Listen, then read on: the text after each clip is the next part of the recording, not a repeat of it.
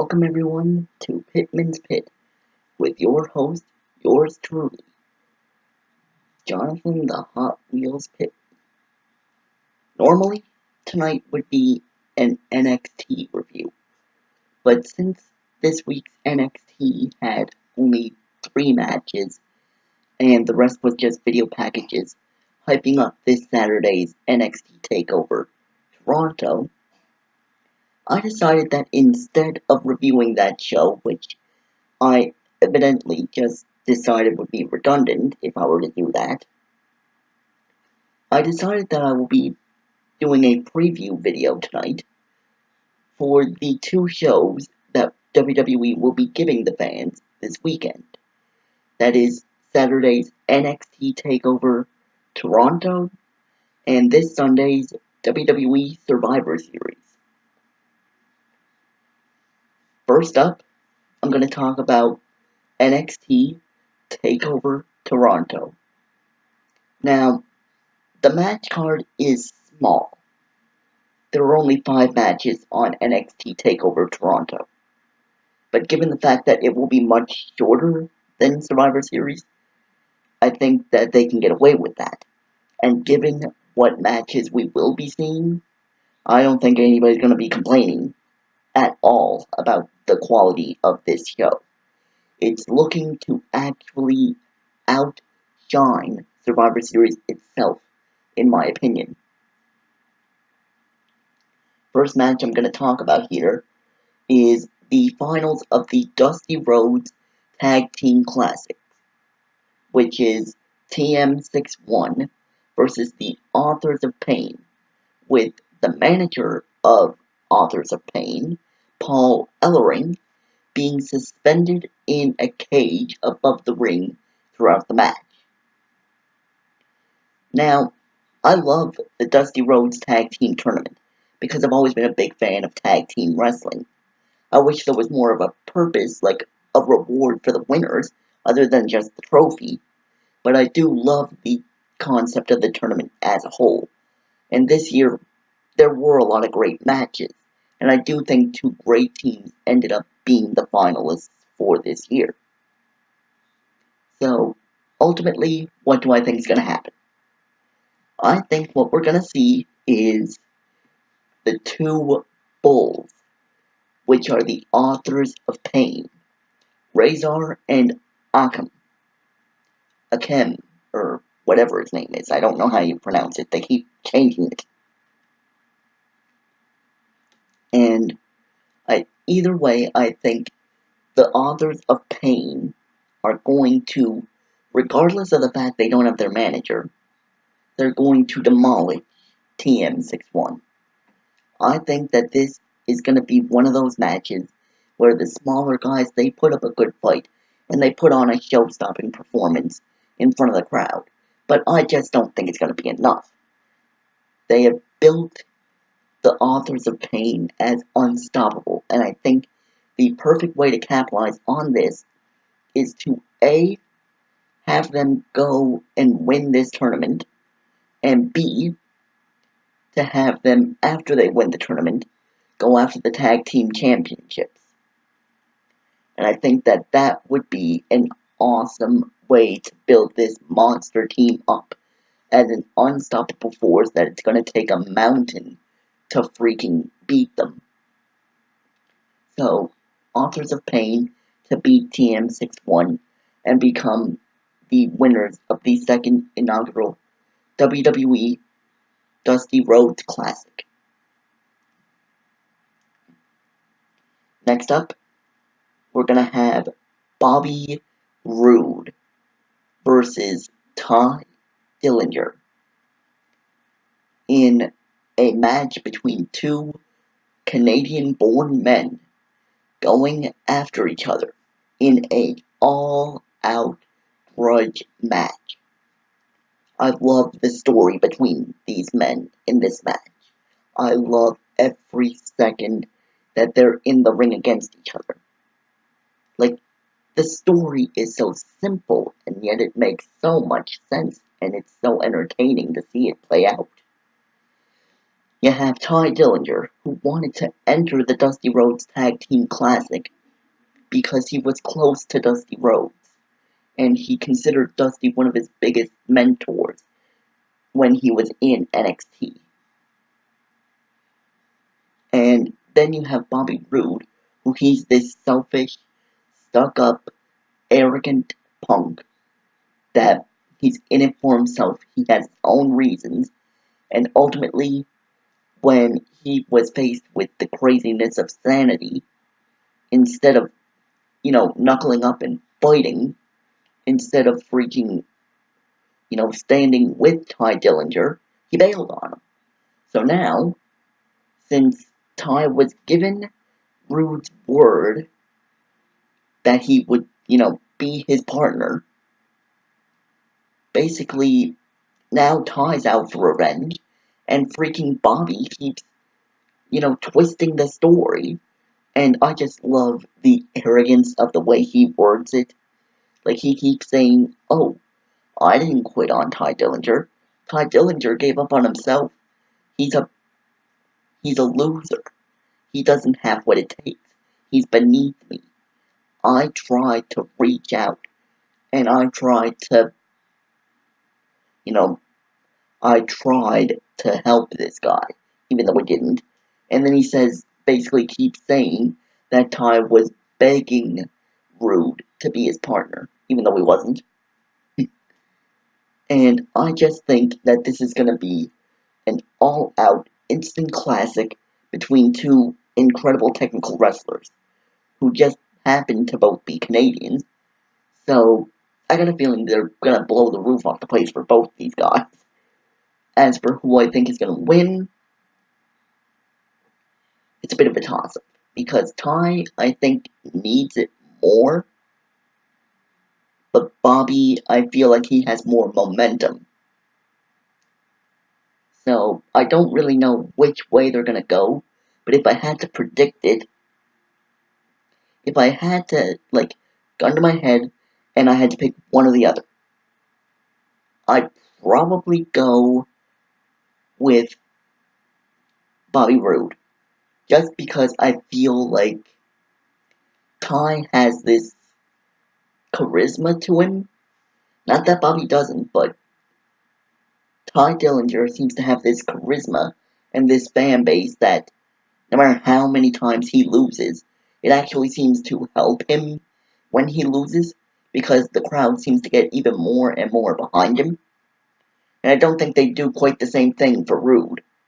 I think that if they made him lose too many times, granted this would be the first time, but if they made him lose, it'd make the fans, care less about him. So what I think they need to do, and what I think they will do, evidently, is go after Bobby Roode as a top-tier competitor while he's in NXT. And the first step to doing that, unfortunately for Ty Dillinger, but unfortunately for the perfect 10, it goes straight through Ty Dillinger. So I got a feeling that Ty Dillinger, who always calls himself the perfect 10, is going to come up just a little short, and evidently he's going to be performing at a 9. Evidently he's going to be performing just short of the mark, and Bobby Roode, the man who calls himself simply glorious, is going to make his mark in NXT by defeating Ty Dillinger in their home country, in Bobby Roode's hometown of Toronto. Next up, we're going to have another epic match that I have a feeling that either this or the one that I've written after it is going to be the match of the night. But I'm mostly leaning towards this match as the match of the night. And that is DIY, which is Johnny Gargano and Tommaso Ciampa going after the tag team champions, the Revival, for the WWE Tag Team NXT Tag Team Championships. in a 2 out of 3 falls match. This is a barn burner in the making. Let me stress this to you. These are two of the most smash-mouth, technical, gifted, absolutely God-given, talented wrestlers in the tag team division.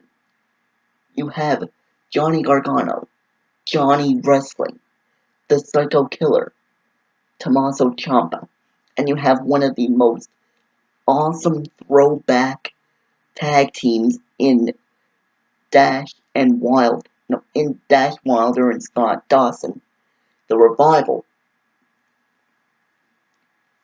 I got a feeling this is going to be the match of the night. This is going to be so incredible. The way that both teams have just told this story of Tommaso Ciampa and Johnny Gargano.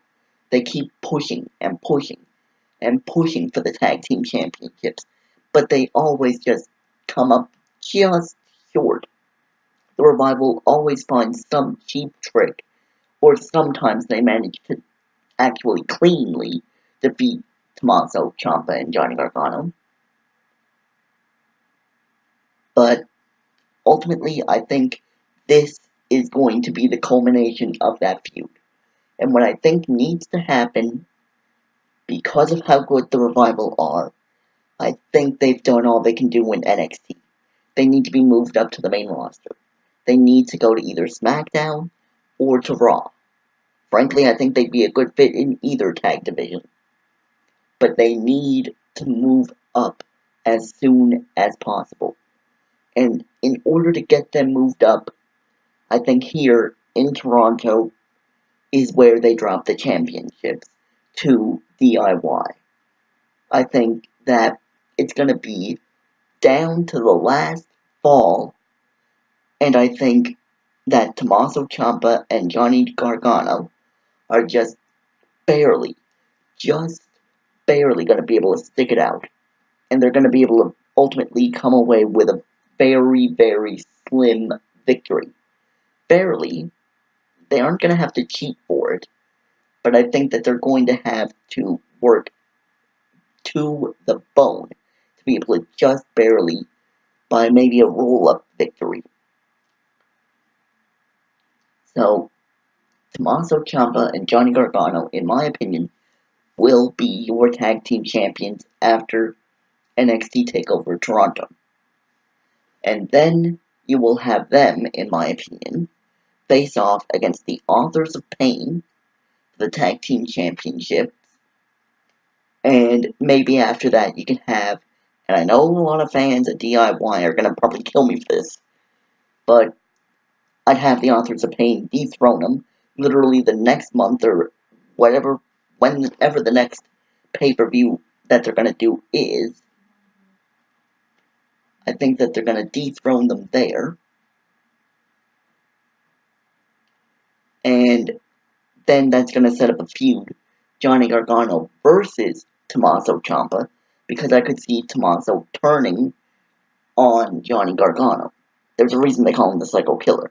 Trust me, if this guy is allowed to really go wild, trust me, it's something you have never seen before. It's going to be sick if they go there. So, that's how I think that's going to play out. And it starts at NXT Takeover Toronto with Johnny Gargano and Tommaso Ciampa just barely defeating the Revival in a 2 out of 3 falls match in the final fall, probably by a very slim roll-up. Next matchup, the other candidate for match of the night, just because of A, it has a big return in it, B, it has 2 incredible female athletes in it, C, well, these girls are just absolutely gifted in the ring, and they just have so much charisma that I think they can tell an amazing story of this legend versus this new breed demolition derby girl. I think that they can tell a really good story of like this hot new thing versus, a legendary staple of the women's division. And that is, of course, Mickie James returning to WWE to go to NXT for the NXT Women's Championship versus the NXT Women's Champion, Asuka. Now, what can I really say about Asuka? Oh my god, she is awesome. There's no other way to freaking put it. Like, literally, she is the most awesome woman they have on the entire roster. I don't know how she does it anymore. Like, this girl is just so intense. Her kicks are so hard. And she can just tie you up in a bunch of knots with all the submissions she knows. And on top of all of it, on top of her submission skills, on top of her striking, on top of just how ferocious she is, she just has this charisma that she doesn't even really speak very good, very much English. I think she's still learning it because she's originally from Japan. But she has so much charisma, she can just give a look, and just the look in her eye will say all she needs to say. That she'll only need to know how to actually speak maybe 3 or 4 words. And after that, you just look at her face and it's just like, okay, this woman means absolute business. And I don't want to mess with her. She's going to destroy whoever steps foot in her way. And unfortunately, I think that's no exception for her opponent. Speaking of her opponent, let's talk about her. Returning to WWE, Mickie James. Now, I remember when they brought Mickie James in. It was one of the most controversial things at the time.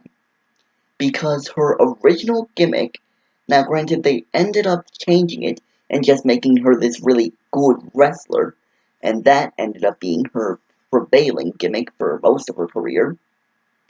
But when they first brought her in, she was this psycho fan that had a literal lesbian crush on Trish Stratus. Which, frankly, Trish is freaking hot, always has been, always will be, so I don't really blame her, but to put that on TV, on a WWE program, when they were starting at the time to lean more towards, they were shying away at this point from the edgier stuff and trying to, see about the family-oriented programming that we've come to know them for now. They're a PG company now.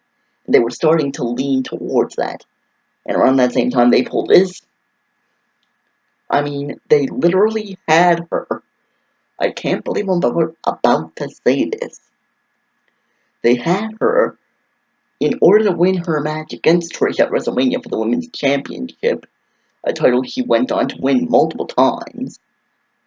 They had her grab Trish by the crotch and then freaking lick her fingers in a V shape. And it's like, what am I watching right now? I feel a little bit uncomfortable with what I'm watching right now. I don't know if I really should be seeing this. But then, after that fiasco, Mickie James, she goes on to have one of the best careers of a female wrestler in all time. We're talking a multiple-time women's champion, Divas champion, some of the best matches put on in all of women's wrestling. He went to TNA and became a multiple-time Knockouts champion. Like, this woman has done it all. He has faced and beaten, as she said to Asuka, some of the greatest brick layers for the foundation of the women's revolution. She has faced Lita. She has faced Trish Stratus. She has faced all these people, Michelle McCool, Layla, all these women that have laid the foundation which the current crop of women in WWE stand on. And now she's going to NXT to add NXT Women's Champion to her claim. But ultimately, I don't think it's going to get the job done. She's going to put on an awesome match, as always. But I just don't see them dropping the title to Mickie James right here. She's there to show brutality from Asuka. That's what she's there for. Not to win. She's there so that Asuka can, show a more vicious, mean side to her. And frankly, she's just there to get the hell beat up. It's sore. It's really disappointing. But really, you can't be that disappointed because both these women are just incredible and awesome wrestlers. And this is going to be just a great match that I'm going to be just sitting back and watching. But let me tell you this. I would almost rather to see Mickie James win so that Asuka could move up and move to the Raw or SmackDown women's divisions. But honestly, I don't think it's the right time yet. I think she needs to keep that title, and I think she still does need to move up, actually. But I would actually have her move up with her undefeated streak still intact. I'd make her the Goldberg of the women's division. This unstoppable force that nobody can defeat, that has gotten literally over 100, close to 200 victories, and never been beaten, just keeps getting win after win after win after win after win. And she eventually, when she moves up, I just have her do what Paige did. Brought the title to NXT, put a tournament there for the women's championship. I think that's a good way to do it. Just have her drop the title, okay, you can't be on the main roster and then not defend your title anymore, so, give that back to us, and, good luck on the main roster, kind of thing. I think that's what they need to do here. So, ultimately, I think Asuka's gonna win, and then later they'll probably have her feud with Ember Moon, and personally, I would have her beat Ember and then move to WWE Raw or SmackDown. But I don't think that's where they're gonna go. I think they're gonna have it that Ember beats Asuka, and then she becomes new women's champion, and then Asuka goes after she's already lost, which I think wouldn't be as impactful. But overall, I don't think it'd hurt her that much either. It's just not really what I envision to see her, do. I'd rather her go to WWE Raw or SmackDown, with her undefeated streak still a thing. Like to have that still be a thing and still be intact. But either way, these are two incredible women, and you're gonna get your money's worth no matter what. Hang on to your seats for that one. Next up, we have NXT Takeover Toronto's main event. The WWE NXT Championship will be defended as the champion Shinsuke Nakamura King of Strong Style faces Samoa Joe for the NXT Championship. Now, I'm still a little disappointed that ultimately they didn't go with adding a stipulation to this match. They didn't make it what I had suggested in my videos, that I thought it should be like a last man standing match, like a no holds barred match, or even a street fight. I thought it should be, some sort of smash mouth kind of match like that. But even with, no real stipulation added to it, you're still gonna have a great match. And you're still gonna have, like, that still smash mouth style to it. Because that's the only thing these guys know, is how to beat the absolute hell out of each other. And I got a feeling that whether it's planned or not, we're gonna see blood. It's gonna get ugly. And it's gonna get to a point where every single shot, you're gonna be cringing. And you're gonna be recoiling from what you just saw. Ultimately, I love the way this feud has been going. Whereas Samoa Joe, he's been this calculating, I'm gonna do things on my time, but I'm also gonna make sure that it comes across as I'm using my head, and that I'm not afraid of this guy. I like that that's how they're building it. That he's just being smart about it. They're not building him as, like, this chicken heel. Like, he's playing the field safe. He's playing it smart. He's waiting for the right moments to strike. And then he'll walk right up to Shinsuke's face, and he'll beat him up. And then you got Shinsuke, who, at one point, as far as the storyline is concerned, Joe tried to end his career.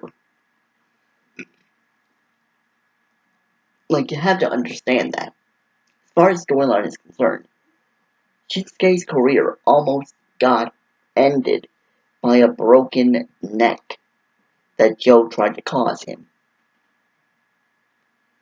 That is one of the most sadistic things you can do to a person, is try to take their livelihood away from them.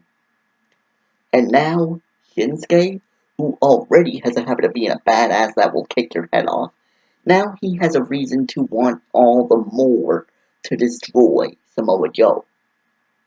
So, I would say this is going to be maybe not the best match, maybe not even the best storytelling match, but as far as violence, as far as in-your-face, smash mouth, drag out brawl, this is going to be the biggest one.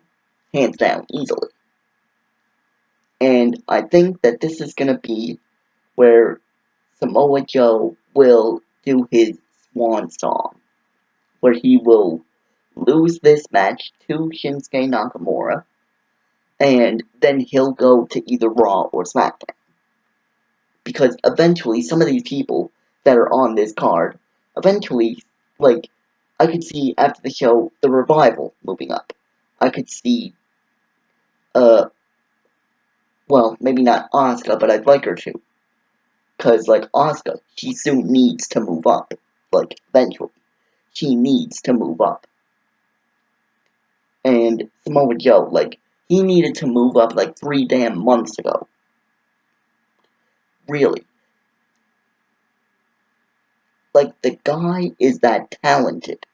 The guy is that much of a star. He needs to move up, like, yesterday.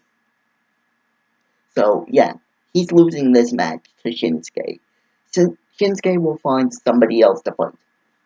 And Samoa Joe will probably, on Monday Night Raw after Survivor Series. Oh wait, I just thought of something. Never mind, I'll save it for later in the video. But either way, Samoa Joe will lose on Saturday night, and then probably move up. Now we get to Sunday night's event. Survivor Series. One of the big 4 WWE pay-per-views every year. One of the 4 staples of the WWE calendar. And a lot of this card is admittedly not looking as, it doesn't really speak to me as much as NXT's show does. But I still think it's going to be a great card because you do have a lot of stars appearing on this show. Even if I wish that some more championships would be online. But I really think this is still going to be a great show. Maybe not as good as NXT, but it's going to be a good show nonetheless. Your first match I have here is one of the 5-on-5 traditional Survivor Series matches, which is the men's match I'm starting with, which is Kevin Owens, Chris Jericho, Seth Rollins, Braun Strowman, and Roman Reigns for Team Raw versus AJ Styles, Dean Ambrose, Randy Orton, Bray Wyatt, and Shane McMahon on SmackDown's team. Now,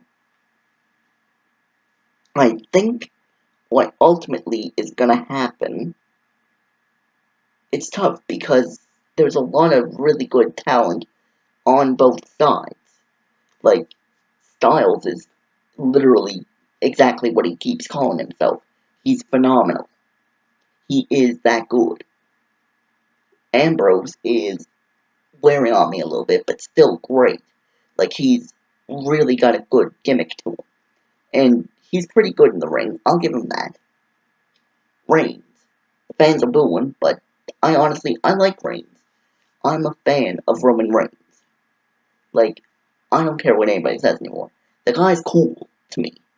And they need to fix him as far as fixing the reaction that he gets. I don't know how to do that, really, because I can't even see anymore anything that he's doing wrong. So, these 5-on-5 matches are tough to pick. But if I had to pick, just because one has Shane McMahon on it, which I don't see him, he's the commissioner. And granted, he did some crazy stuff back in the day. Heck, he did one at WrestleMania when he jumped off the damn cell. I mean, for God's sakes, this is literally one of the craziest men I've ever seen in wrestling at all. And that's counting Mankind. But,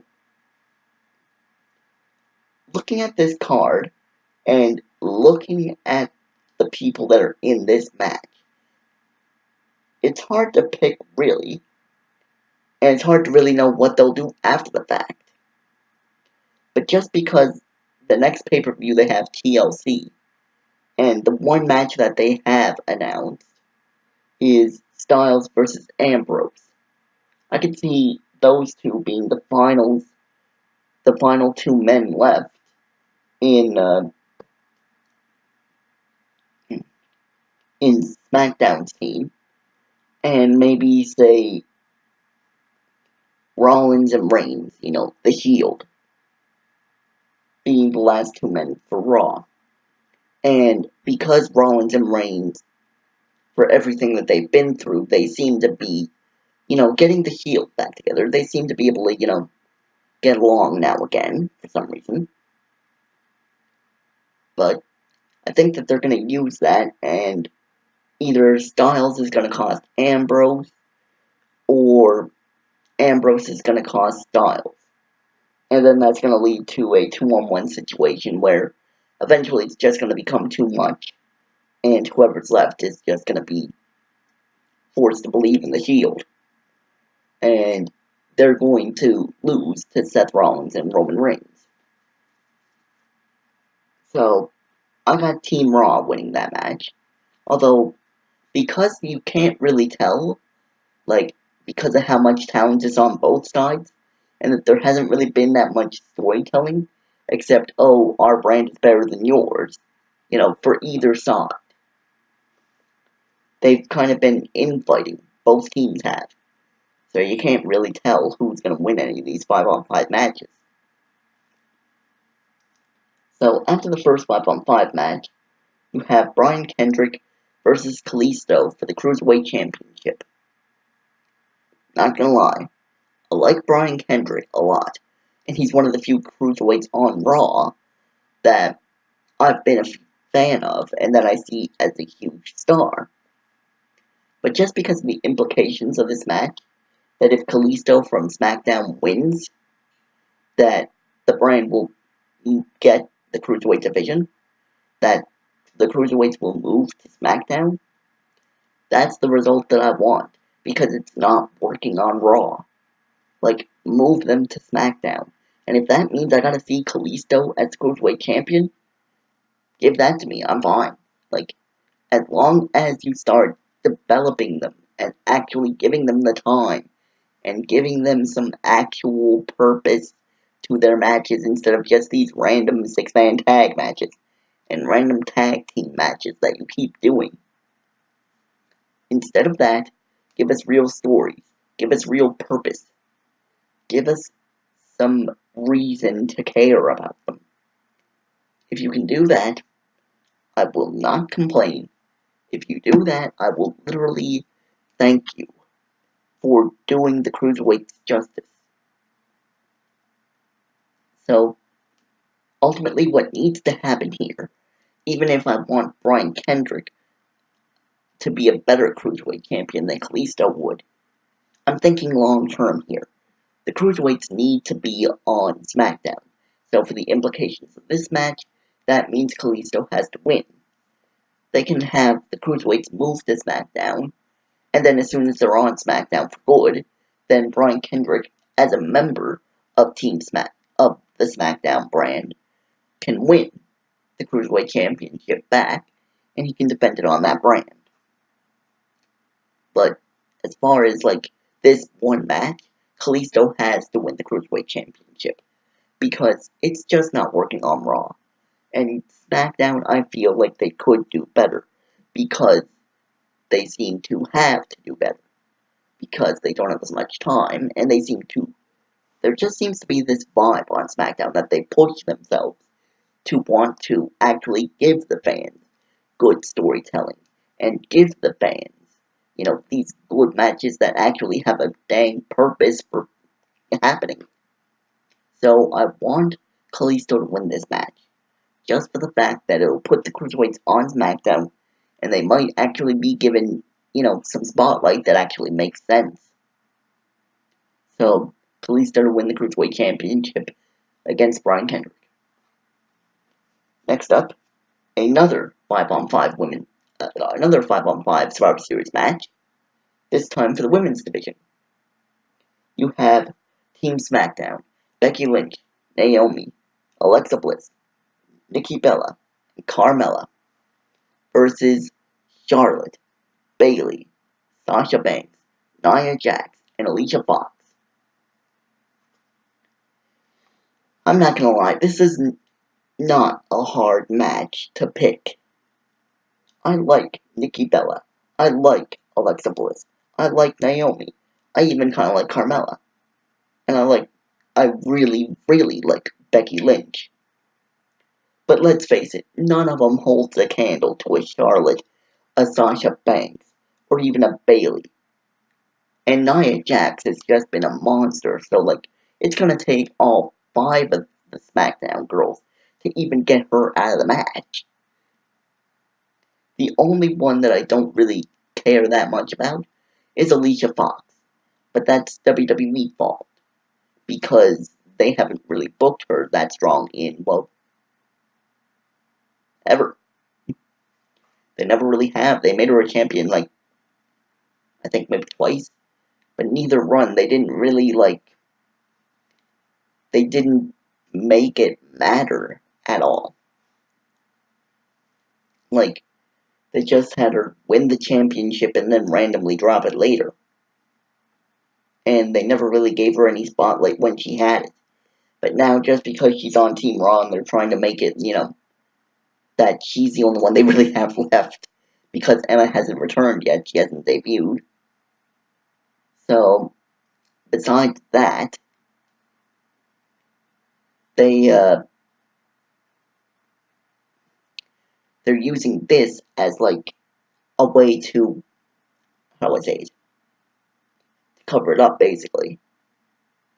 They're trying to make it matter so that people don't focus on the fact that, really, this is the best we got. So they're trying to mention that she's a two-time women's champion to try and cover that up, even though nobody really cares about her. But ultimately, despite Alicia Fox, I think, whatever, I think that the team of Raw will win. Because even with Alicia Fox, they got Sasha Banks, they got Charlotte, they got Bayley, they got Nia Jax.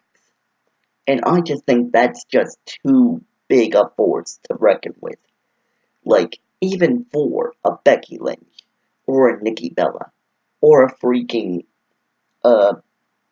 Naomi, or Carmella, I just don't think that it's gonna matter. Team Raw is gonna win this match. So that will put them up 2-0 as far as 5-on-5 matches. And next up, we will have Miz versus Sami Zayn for the Intercontinental Championship. Now, I was really happy when The Miz won the Intercontinental Championship on SmackDown. Honestly, it was one of the best matches. It was the best match of the night, and one of the best matches all year. So, I was really happy to see that. People really need to start taking, giving some credit to The Miz for what he's done. They look at his gimmick and they look at the fact that he came from the real world, an old reality TV show. And they're like, that isn't our guy because he didn't grow up with wrestling. He just did it because they think he's in it for the money, and they think that, because he didn't eat, sleep, and breathe wrestling, and this was more of a thing that after reality TV, he wanted to try out. Kind of see if he could, sorry about that. See if he could do it. But, personally, no matter how he started, or any of the weird things he's done to his career, I've always been a fan of The Miz. He's funny when he needs to be. He's arrogant, always. And he's just really good in the ring. So, I think what's going to happen here, especially given the fact that he just got the dang title. So, as far as the Intercontinental Championship being moved to Raw, yeah, that's not happening. Miz is gonna beat Sami Zayn. That said, it's gonna be an epic match. This is gonna be back and forth and back and forth. This is gonna be probably one of the longest and most emotionally charged match of the night. But ultimately, I don't think Sami Zayn's gonna have what it takes. I think The Miz, whether it's by the Spirit Squad intervening, or Miz just cheats somehow, or his wife Maurice gets in the way, I think Miz is gonna find some way out of this with the title intact. So, that will give SmackDown its first victory over Raw, with The Miz defeating Sami Zayn to reclaim and retain the WWE Intercontinental Championship. Next, we have the 5-on-5 tag division match for Raw vs. SmackDown. You have Heath Slater and Rhino, the WWE SmackDown Tag Team Champions, teaming with the Usos, American Alpha, Breezango, and the Hype Bros versus the New Day, Shining Stars, the Club, Enzo and Cass, and Cesaro and Sheamus. Now,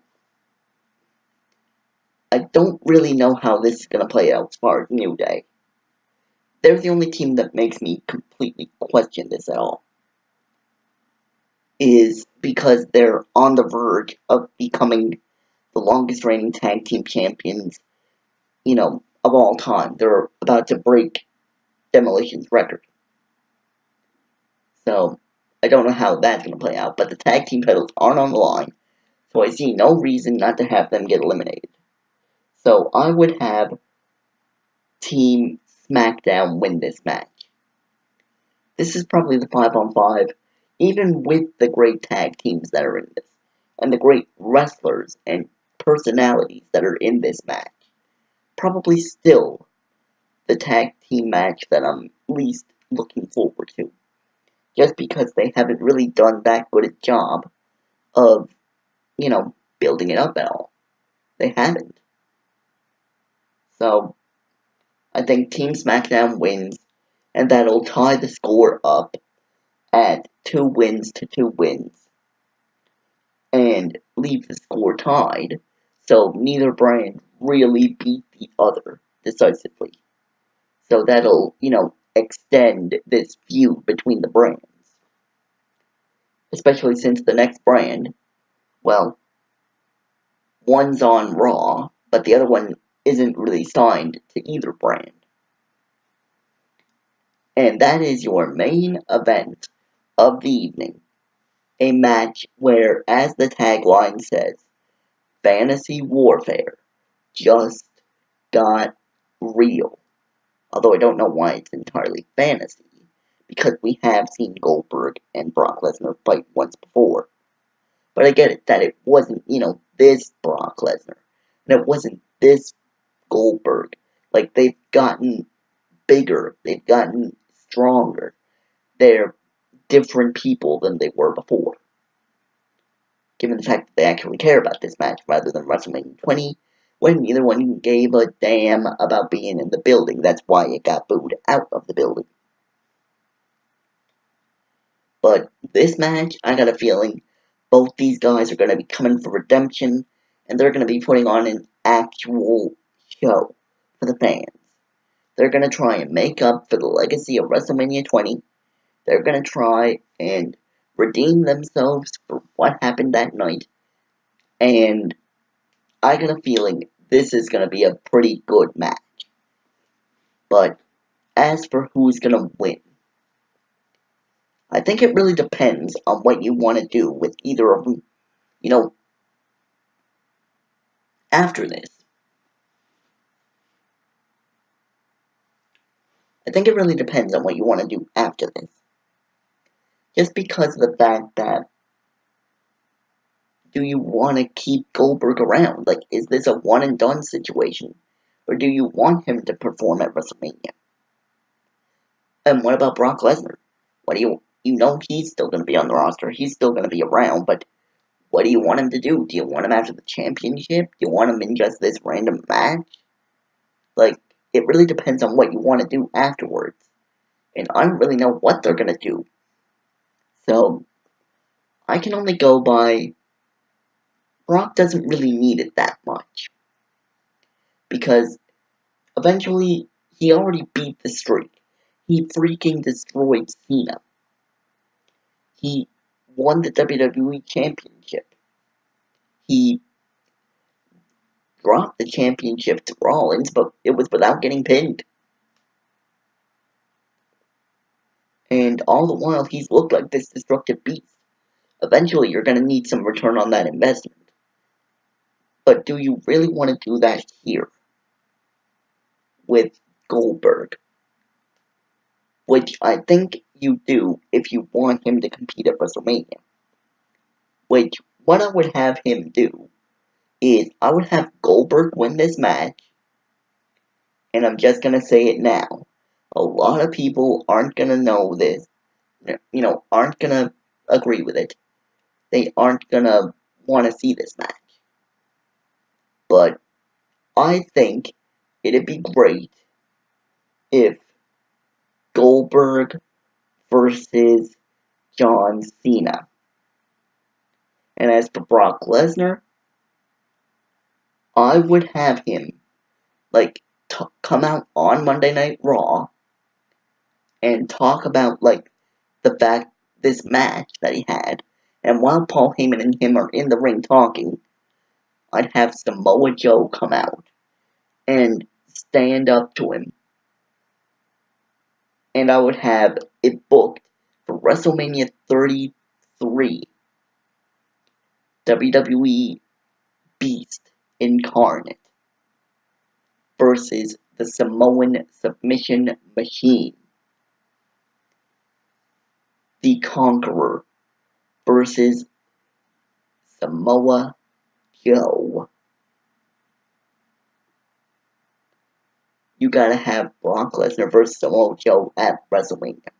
That is a match that the second, like I said, as soon as I talked about what they could do with Joe afterwards, I'm like, okay, yeah, hold on, I'll say it later. But this is what I was talking about. They need to have him face Brock Lesnar at WrestleMania. And make it like a no-holds-barred match, or a street fight, or a Falls Count Anywhere match, where they can just wail on each other, and just absolutely destroy one another. This is a match that I know a lot of you might be iffy on Goldberg versus Cena. That you might not agree with. But tell me you don't want to see Samoa Joe and Brock Lesnar fight. Tell me you don't want to see that. You can't, because it's too freaking tempting, can't ya? So, that's what I think is gonna happen. Goldberg's gonna win, and then later, Brock Lesnar is gonna end up somehow facing Brock Lesnar is going to end up facing Samoa Joe, and Goldberg is going to end up facing John Cena at WrestleMania. And then, as far as Undertaker, because I know a lot of you are thinking they would probably do Taker versus Cena this year. And that's a great match. That's a big money match. But actually, I want Taker versus AJ Styles. That's the match I want. So those would be my 3 marquee matches, and add the inevitable Triple H versus Seth Rollins match, and whatever championship matches you want to throw in.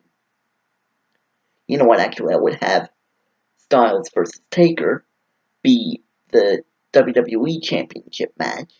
So then the 5th match you would throw in whatever, Universal Championship match, whatever Women's Championship match you want to throw in, whatever tag team championship matches you want to put in. The rest of the card can fill itself out. But the 4 main marquee matches that this show can help set up: Samoa Joe versus Brock Lesnar, Goldberg versus John Cena, AJ Styles versus The Undertaker, and you can help set up Seth Rollins versus Triple H. I could see every single match in this card and being able to, help with that match. Because you could have, after Team Raw wins their Survivor Series match for the men's match, you could have Styles get beat up by Undertaker. You could have the next night on Raw, Triple H comes out and pedigrees Seth Rollins. You can have those matches get set up with that match.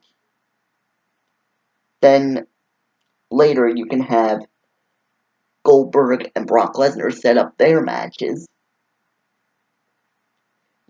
After their match against each other, they can set up these WrestleMania matches against a John Cena and against a Samoa Joe.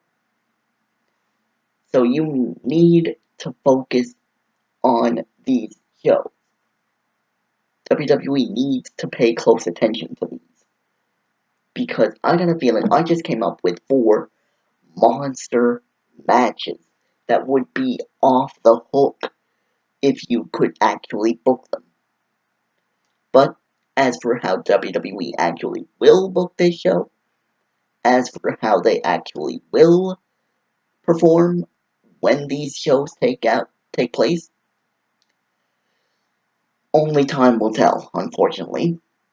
So, I would like to thank everybody for sticking around and watching this video. If you made it all the way through, please leave a like, a comment, and subscribe. And I will be back on